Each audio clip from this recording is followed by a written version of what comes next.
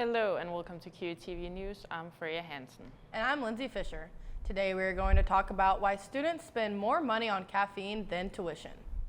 Also, we have some religious holidays and events this week we're going to cover. But first, Quincy University has launched a new website, and that's where we begin today. Things might look a little different when you type in quincy.edu.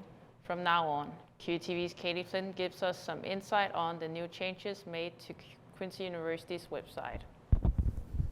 With the new semester just starting, QU decided to revamp the website to create easier access to different areas and events going on here on campus. The new tabs make it simple to locate what you are trying to find, whether that is academics, admissions, athletics, or even just life as a QU student. The new website I would say it's very easy to access, very organized, just based on all the tabs and stuff, easy to find, easy to locate, whatever information you need. And there's a lot of different pictures of all the sports teams and activities going around campus. So it's enjoyable to look through. Quincy's web managers have been putting in the work to create this brand new website. Sandy Trudell is one of those behind-the-scene workers who have made the project come to life. So this new site is focused on recruitment for new students, giving them the information they need, providing them with the top questions that they're asking is, one, what can I study there? What kind of jobs can I get? And what is the cost? And then also importantly, what's life like at QU? So this new site has a lot of different images and content in it. It was a total refresh, and we've enjoyed every process of it. And it's still going to continue to develop. We've got even more plans to grow some of the different majors. We want to add more images, and there's tools coming. So it's really an exciting time for us. I'm logging into quincy.edu for the first time to check out the new website. When I first get on here, I can see so many other students' testimonies and why they chose QU. You can see all the different tabs, the About tab, academics, the cost, admissions, life at QU, whatever you need, they have it on this new website. Not only is this website going to benefit current students, but any past or future Hawks who want to learn more on what is happening here at Quincy University. Katie Flynn, QUTV News, Quincy. Trudell says work on the website is not finished. There will be more content and tools coming in the future. Today is Ash Wednesday at Quincy University. Students, faculty, and staff gather today at 12:15 and later at 5 p.m. for special mass services to receive ashes. Quincy University ministry leaders say Ash Wednesday is one of the most meaningful observances of the academic year. Campus ministry hosted liturgies at the university's chapel, giving students multiple opportunities between classes to participate in Mass in the chapel. Many students say the day offers a moment to pause during a busy semester and refocus on faith and service. Ramadan starts this week for Muslims all over the world. Ramadan is the 9th and holiest month of the Islamic calendar. It is marked by 29 to 30 days of fasting by adult Muslims. Muslims around the world are preparing to observe the holy month of Ramadan.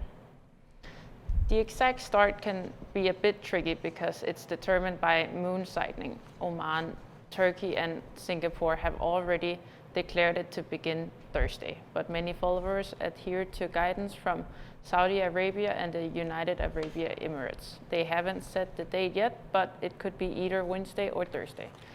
That would put it just after Mardi Gras and the Lunar New Year. Muslims honor the holy month by fasting between sunrise and sunset. Ramadan lasts for 30 days. The month concludes in the middle of March with the celebration of the Feast of Fast Breaking, and children often receive gifts or money known as Eid. The SSC was turned into a florist last week. QTV's Kyron Dene gives us a look into a self-care soiree. To celebrate Wellness Day, the student engagement team held a self-care soiree. Students crowded the SSC to make flower bouquets, enjoy some fruit, and a chocolate fountain. Anthony Rivas worked hard to help put on the event and reflects on the overall impact. So the purpose of this event was a wellness day. So you take the day off. Really, if you're stressed out, have anxiety or something like that, you just come here be with the community. And today all we did was make bouquets, and we had a little chocolate fountain. First time in like QU we had this, so yeah. I'm here in the basement of the SSC at the self-care soiree, and you know I had to check out the chocolate fountain, so I'm gonna try the pineapples under the chocolate. Let's see how it is.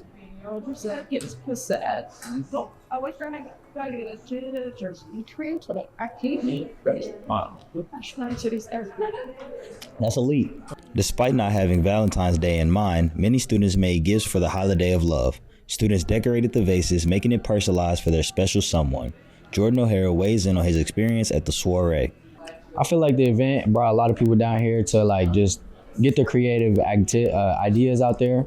It was really cool because like they do a whole bunch of activities, but with this one was like more event for the day because it's Valentine's, so like you get to give it to your moms, your friends, whoever you feel like giving it to. The student engagement team plans to hold multiple events on campus in the coming weeks. Kyron Dene, QUTV News, Quincy. The student engagement team plans to hold more events like this in the future. It seems like most students on campus are addicted to caffeine. Some students walk around campus with caffeine in all shapes and sizes. Some students say they need caffeine right before class or a game. Students at Quincy University seem to always need a caffeine fix. That might be coffee from the caf, maybe even a fountain soda to add a little something to your breakfast. Something you can now find is more caffeine additions to the Hawk Market. Students have been able to find Alanis now in the fridges. Packs of Alanis are also available to students who want to stock up. QU students enjoy a variety of different types and brands of energy drinks. Cans of Clears, Alanis, and Lotus can be found in a lot of students' hands on campus. CAF workers understand the caffeine buzz and wanted to give students more options. Since we have a lot of morning practices, I am very tired whenever I go back to my dorm, and sometimes instead of eating breakfast, I like to have an energy drink instead because I feel like it just gets me ready for the day and something to drink during class to help me pay attention.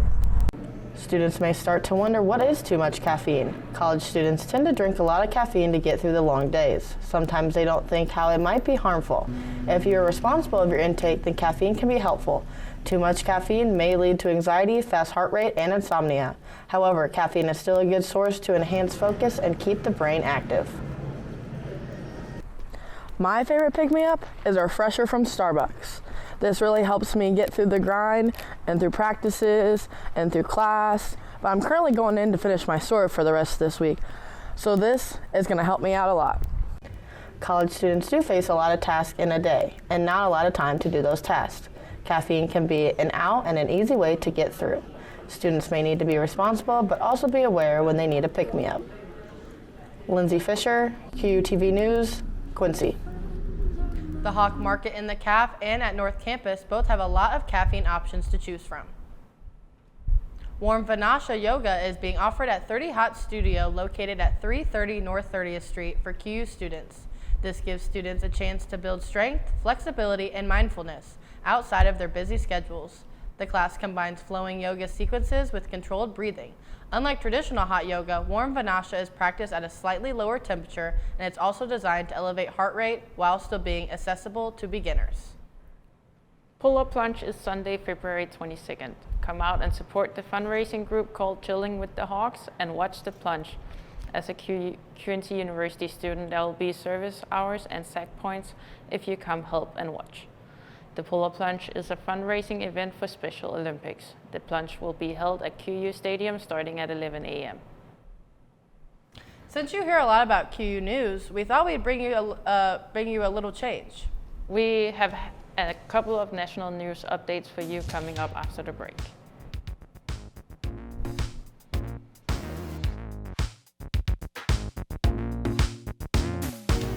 A television producer has been found dead in Greece.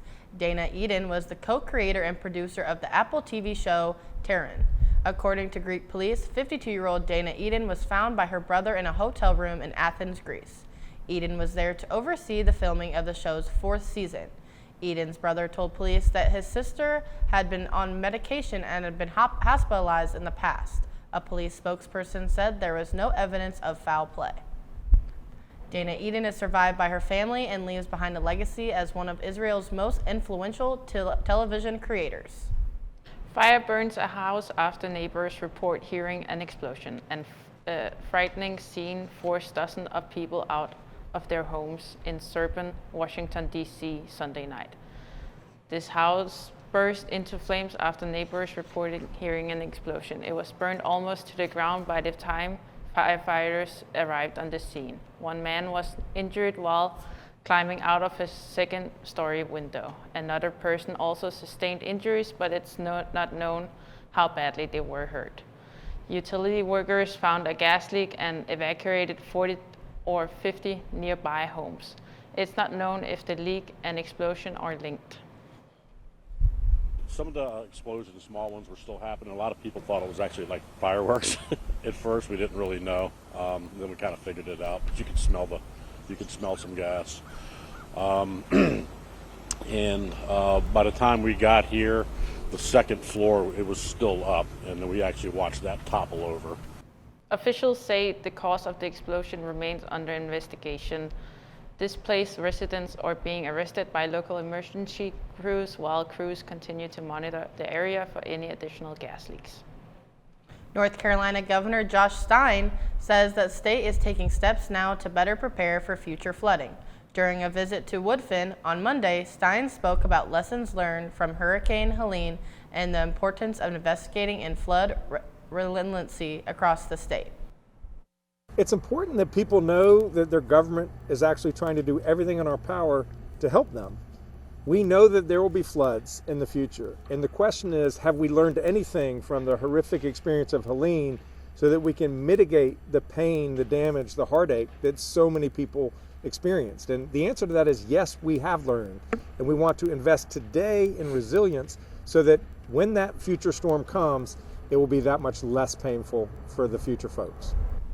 State officials say the flood resiliency efforts include long-term infrastructure planning and community-level preparation. The governor says the goal is to reduce damage and protect families before the next major storm hits.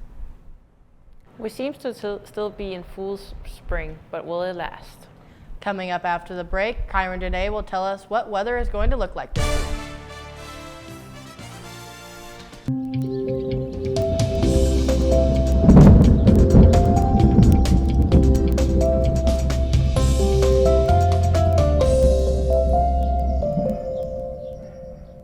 The weather out there is beautiful today, Freya. Yeah, it's almost t-shirt and shorts weather. Will it continue like that, Kyron? Sadly, Freya will not continue like that this week. It looks like it's going to be a lot colder. And last week I said to keep the coats in the closet. This week you're going to have to bring it out and you're going to get a lot more wear out of it. So let's see what we have for the forecast this week.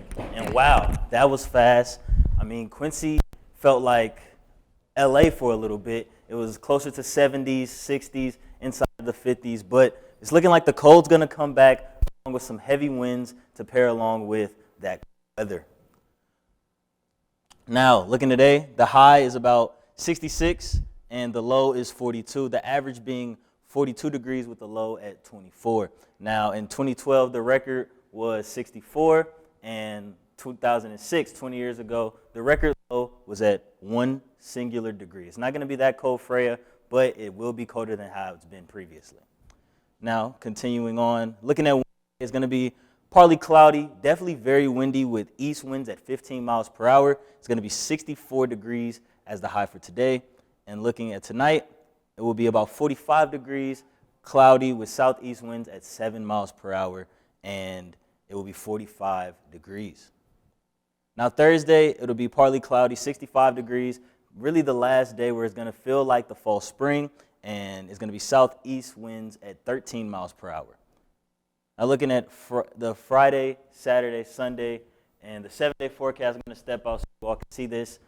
Thursday, it'll be 65 degrees as the high with 40 degrees as the low. Friday, sunny. It's going to be 42 degrees, Fred. This is what I was talking about. You may need a little bit of coats for this weather. 42 degrees is the high, 28 is the low. 39 as the high, 24 as the low on Saturday. Still sunny, though. Sunday, it will be those clouds. You're going to see 30 degrees as the high. Very cold weather. You might want to bundle up for that one. 19 degrees is the low. Monday, 33 degrees is the high. 17 degrees is the low. and 44 degrees on Tuesday, so it's a little bit higher, still very cold. 22 will be the low, and then Wednesday we'll see those weathers that we've seen this week at about 50, 60 range, but it will still be a low of around 20 to 30. So definitely a little bit colder this coming week, but the weather is going to be better in the following week. So you have something to look forward to, Freya. Thank you, Kyron. I might bring that coat out. Some seniors got to celebrate and look back on their time here at Quincy University. So you got to celebrate their final home game coming up after the break.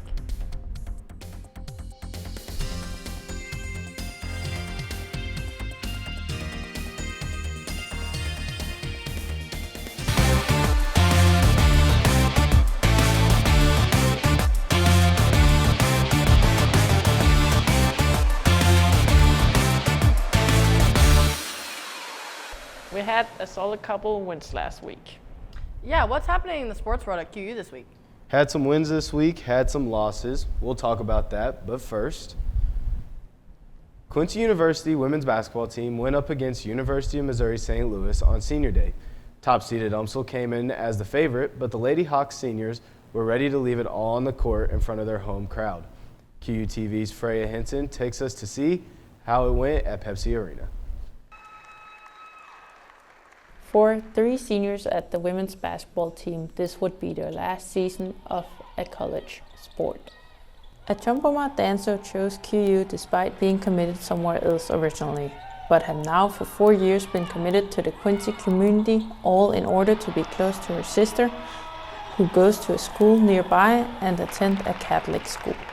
I think before I was a little nervous because, it's a big game. And then during I was just kind of like, oh, this is kind of sad. Like, when the last time I'm going to play, and then after I was like really sad, just seeing all my teammates, knowing that I won't see them again. So it was just kind of sad, but I felt more accomplished too because, playing basketball for 4 years is hard. So a little bit of accomplishment, a little bit of sadness. So moving on from one senior to another, Hampton Williams has had a little different experience than Danso, since she has attended 3 different schools, and with this being her first and last year at QU. So it feels a little bit surreal in that aspect, just because I have transferred 3 times, and so it's just really hard to put into words, because yes, it was sad, but we also have 4 more games and they're big games, so it's like you have to be sad for the moment, but also keep moving forward, keep looking forward, because we are working for the GLVC tournament. Despite losing 53 to 73, the Lady Hawks seniors gave everything they had. Freya Hansen, QUTV News, Quincy. Coming up next for the QU women's basketball team is an away game against Maryville University in search for a win so they can get a spot in the GLVC tournament. Men's lacrosse had their season opener against the Rockhurst Hawks in Kansas City. This was a tough one for QU as the Hawks never led at one point in this game. First goal of the year was put in by Mason Luma just inside the 10-minute mark in the first quarter, but the Hawks would fall to Rockhurst 22-9. They will face Northwood University Saturday, February 22nd. The Lady Hawks took the field at the Rock for their second game of the 6 home game stretch to start the year. Benedictine College out of Atchison, Kansas, came to Quincy trying to keep the Hawks winless on the year. The back and forth game was interesting as the Hawks went on to take an 8-3 lead in the second quarter. The Ravens then went on a run of their own to bring the game within 2 right before the start of the fourth quarter.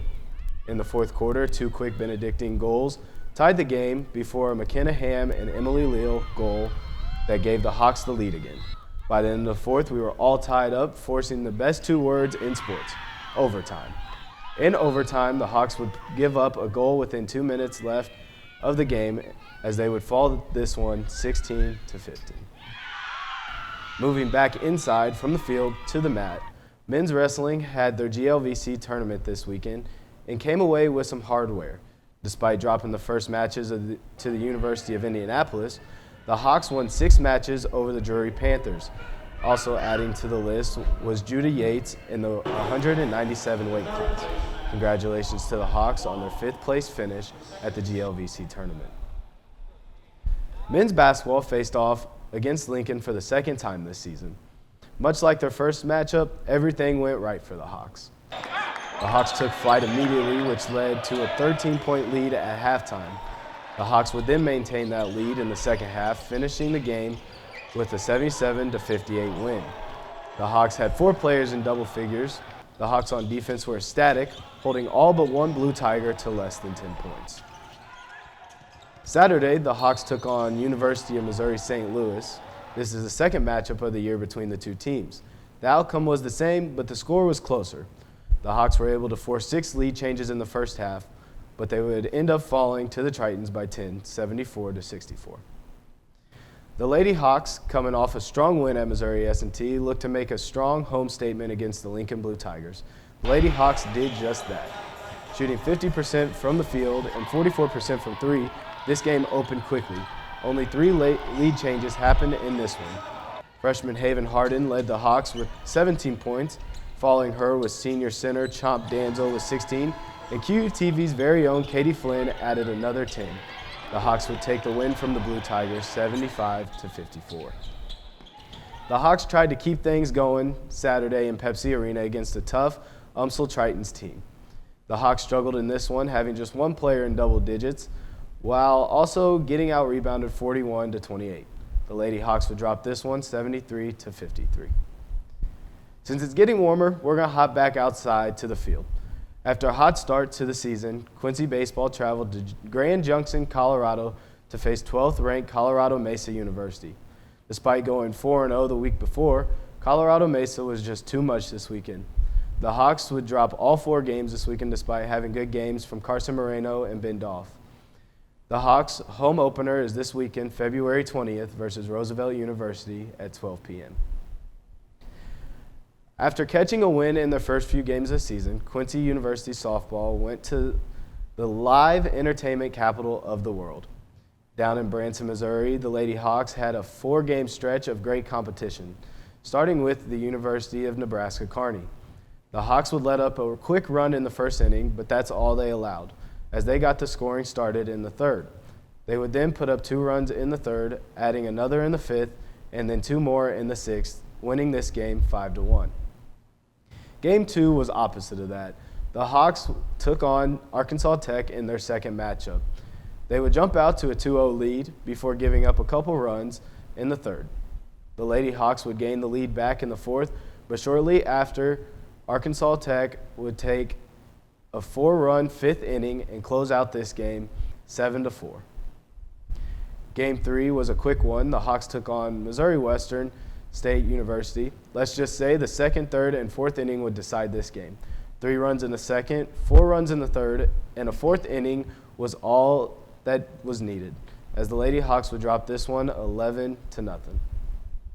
In the final game of the weekend for the Lady Hawks, Southern Nazarene gave them a run for their money. The Crimson Storm would shut out the Hawks, allowing just 3 hits, despite 2 of the Crimson Storm's runs coming on an air and them stealing home. The Hawks putting up 0 runs is all she wrote. The Hawks would drop this one 4-0. And that's all we have for sports. Can you hear that sound? It kind of sounds like an ice cream truck. Stick around to see who is screaming for ice cream.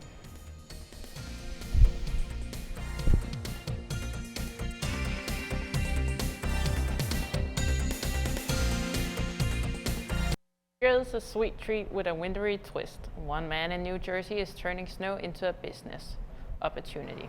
He's selling ice cream from a truck made almost entirely of snow, parked right on his front lawn.